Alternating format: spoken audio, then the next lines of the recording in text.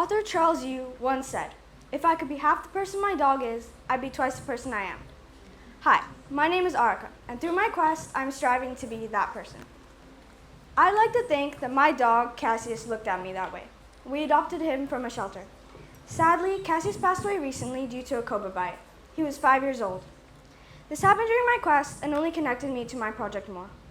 Though it is extremely sad and unfortunate that he passed away, it made me realize why I'm doing my project and what it means to me. Dogs have always held a special place in my heart, and seeing all the dogs in the streets only empowered me to continue my quest. I used to live in Singapore, and it's against the law to not sterilize your pet there, so it's rare to see any stray animals in the streets. When I moved to Bali, I was shocked by the amount of malnourished and scruffy strays everywhere. It broke my heart that these dogs were left on the streets uncared for. I was unhappy about it, but I didn't know what to do. When Quest came around, I was sure I wanted to do something related to dogs, but I didn't know exactly what just yet. So a few weeks after we were told to start thinking about Quest, I went on holiday to India. There, I met a friend of my family who runs a large NGO called Rescue. She's also the #1 expert on wildlife issues in Maharashtra, India.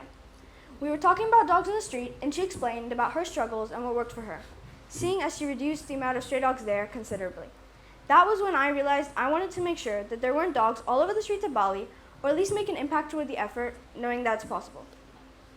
So I continued talking to her after I started Quest, and she explained that since Bali is an island, it would be much easier to contain the dog population versus a large country like India.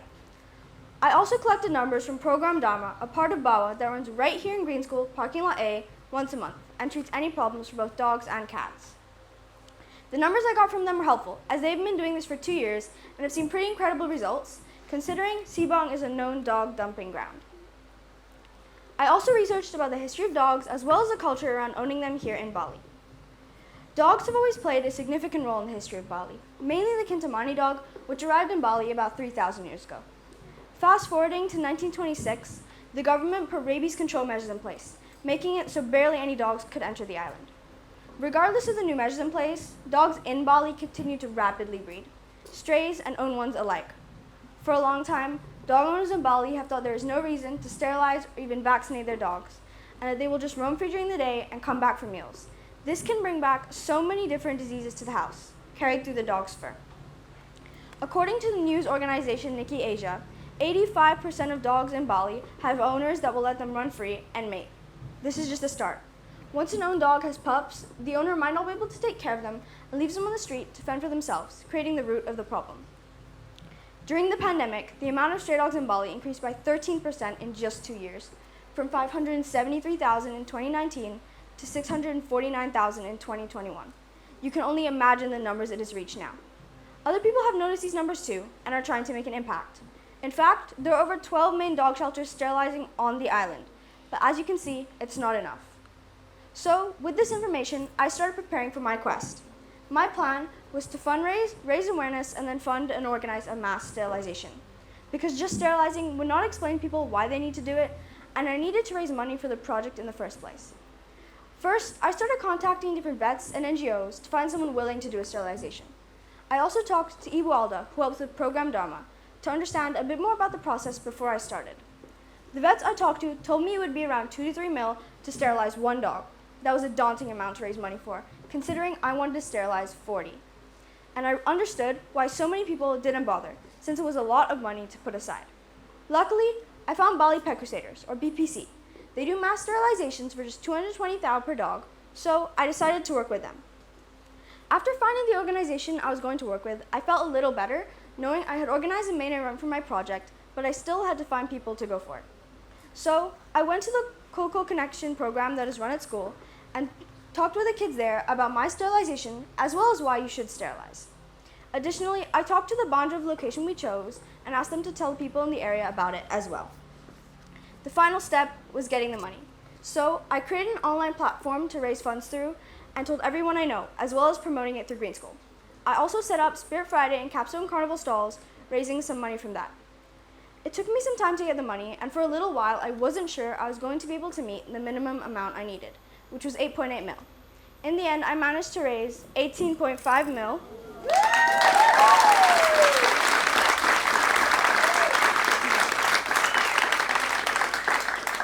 which is over double the amount I needed. But when I first started my online fundraiser, I realized that so many charities take money from people and they have no idea where that money goes, creating a transparency problem.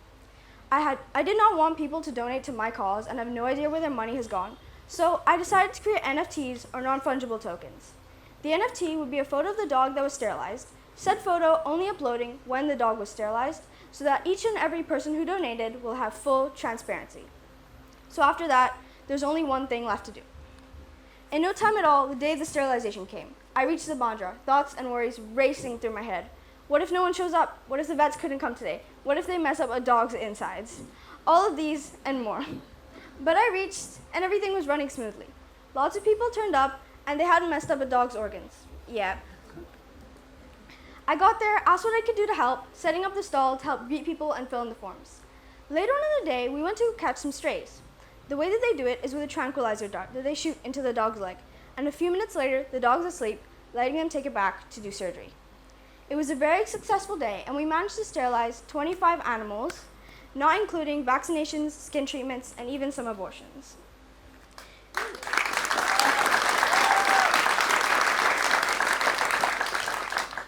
If each of these dogs had 20 puppies over the rest of their lifetime, I would have prevented the births of 500 dogs who would have ended up on the streets unwanted. It could have even been more, considering a dog can have up to 3 litters per year, starting as young as 6 months old. So, to be very transparent with you, here's the breakdown of the money. 5.5 mil went to each Bali Pet Crusaders, Program Dharma, and to the mass sterilization. 2 mil went in processing fees from the online platform. Additionally, I'm going to be asking for photos of the dogs that were sterilized with the donated money so that it can go back into the NFTs. Thanks to BBC, I managed to help so many people sterilize and vaccinate their dogs at no cost to them at all, creating a positive impact on the community. I'm so glad that I managed to do this quest, and through all the struggles and setbacks I went through with it, I didn't give up, because I managed to help so many people and educate lots of others. Now I hope people understand the impact of sterilizing your dog, and that others will continue to do this work or sponsor organizations like Bali Pet Crusaders to help them do so. Everything you want is on the other side of fear. Writer Jack Canfield. At the start of Quest, I was scared and nervous, not knowing what to do or how to do it. I was terrified that my quest was going to fail or have no impact at all. I had thousands of different scenarios where I would have walked up onto the stage and had nothing to show for the months of work I've done. Now, I realize you can achieve anything, but only after overcoming the fear of thinking you can't. I would like to thank everyone who helped me with my quest, but special thanks to Ibu Angie for helping me throughout my whole quest process, my parents for pushing me to do my best with this project, Ibu Alda for giving me advice for everything and anything that I needed, Bali Pet Crusaders for doing this kind of work every single day, and to my dog Cassius, because even though he passed away, has been my inspiration for this whole quest. Thank you.